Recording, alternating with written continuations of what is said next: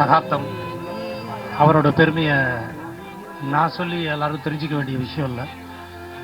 ஆனால் அவர் கூட நடித்ததுலேயும் நெருங்கி பழகினதுலேயும் சில நினைவுகள் இருக்கு. இப்போ கேப்டன் தான் சாரை வந்து தெரியும், அவர் புரட்சி கலைஞர். இருந்தாலும் கேப்டன் விஜயகாந்த்னு எல்லாருமே வந்து இன்றைக்கே நம்ம வந்து கூப்பிடுறோம்.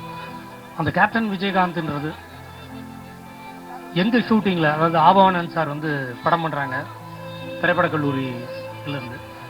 அப்போ செந்துருப்பு என்ற ஒரு படம், அதில் சாரோட கேரக்டர் வந்து கேப்டன்.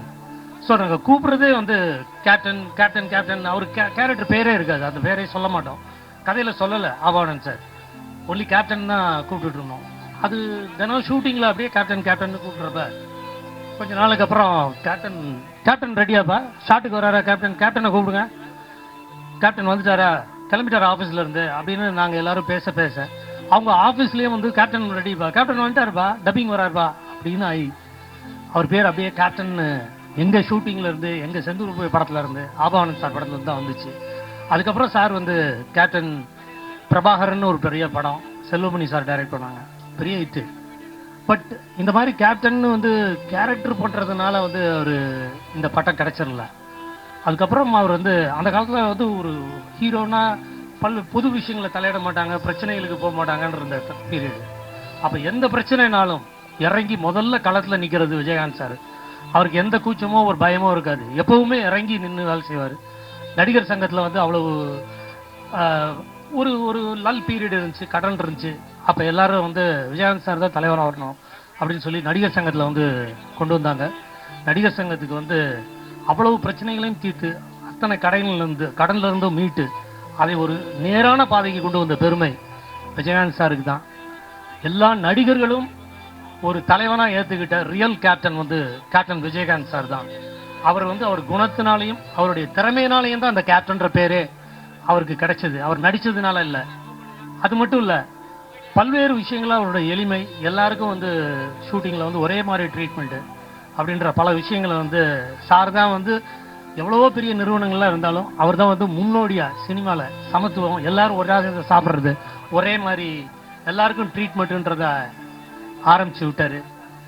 அவர் கூட வந்து நான் ஒரு படம் பண்ணிகிட்டு இருக்கும்போது அது செந்தூர் கோயில ஒரு இதில் தொங்கிக்கிட்டு இருப்போம். அப்போ சார் வந்து என்னை எப்போ பிடிச்சி தூக்கணும், அருவியில் வந்து மேலே தொங்கிக்கிட்டு இருந்தோம் மலையில்.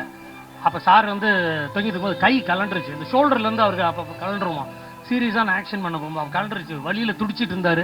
இப்போ யாரும் கிட்ட போய் எப்படின்னா யாரும் கிட்ட போகக்கூடாதுன்னு அவங்க யூனிட்டில் சொல்லிட்டாங்க. யாருமே போகலை.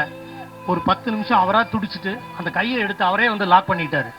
லாக் பண்ணிவிட்டு வேர்த்துக்கிட்டே இருக்குது. ஒரு 10 நிமிஷம் கழிச்சு ரெடி டேக் அப்படின்னு சொல்லி அவரே வந்து மறுபடியும் ஷூட்டிங்கை வந்து ஆரம்பிச்சிட்டு அன்னைக்கு ஃபுல்லாக இருந்து அந்த ஆக்ஷன் சீனை முடிச்சு கொடுத்துட்டு தான் போனார். அந்த அளவுக்கு ஒரு உடல் பலமும் மனபலமும் உள்ளவர். அது நிறைய விஷயங்கள் வந்து அவரை பற்றி. அதுக்கப்புறம் நான் நிறைய எத்தனையோ படங்கள் அவரோட சொந்த படத்தில் நான் ஹீரோவாக பண்ணேன், தினமும் என்னை கவனின்னு. ரொம்ப என் மேலே பாசமாகவும் அன்பாகவும் இருப்பார். 2 பேரும் ஆக்ஷன் அப்படின்றப்ப நிறைய எனக்கு டிப்ஸ் கொடுப்பாரு. சிங்கத்தோட ஃபைட் பண்ணிட்டு இப்படி ஒரே ரவுண்ட் அடிச்சிரு அப்படின்னு டகார்னு அது சிங்கத்தில் எப்படி ஃபைட் பண்ணணும் அந்த மாதிரி நிறைய ஐடியா டிப்ஸ் கொடுக்குறவர். ஒரு எனக்கு வந்து அண்ணன் மாதிரி அவர். இப்படி எனக்கு மட்டும் இல்லை, எங்களுடைய திரைப்படக் கல்லூரி மாணவர்கள் எல்லாருக்குமே வந்து இன்னைக்கு எல்லாரும் நல்லா இருக்கணும்னா அதுக்கு காரணம் விஜயகாந்த் சார். ஆபவானன் சார் ஆரம்பிச்சு விட்டாங்க, அதனால விஜயகாந்த் சார் தான் அதுக்கு எங்கள் எல்லாருக்குமே வந்து ஒரு கூட பறக்காத அண்ணன் மாதிரி எல்லாரையும் வந்து என்கரேஜ் பண்ணி இன்னைக்கு எல்லாரும் நல்லா இருக்கணும் அதுக்கு சார் தான்.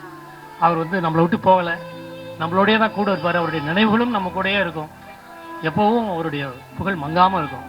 அவருடைய ஆத்மா சாந்தி அடைய நான் ஆண்டவனை வேண்டிக்கிறேன். திரு கேப்டன் அவர்கள் நான் சினிமா துறைக்கு வந்த காலத்திலிருந்து கிட்டத்தட்ட 43 ஆண்டுகள் என்னுடைய நண்பராகவே பழகினார்.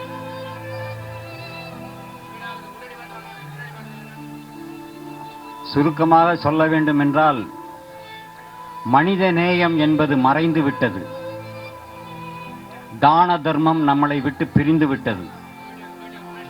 விடியல் வந்து மீண்டும் கேப்டன் அவர்கள் குணமடைந்து திரும்புவார் என்று எதிர்பார்த்த நேரத்திலே தலைவர் அவர்கள் கலைத்தாயின் மடியில் சென்று ஓய்வெடுத்துக் கொண்டிருக்கிறார்.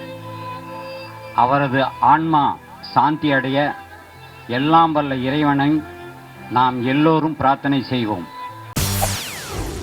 செய்திகளை உடனுக்குடன் தெரிந்து கொள்ள உடனே சப்ஸ்கிரைப் பண்ணுங்க.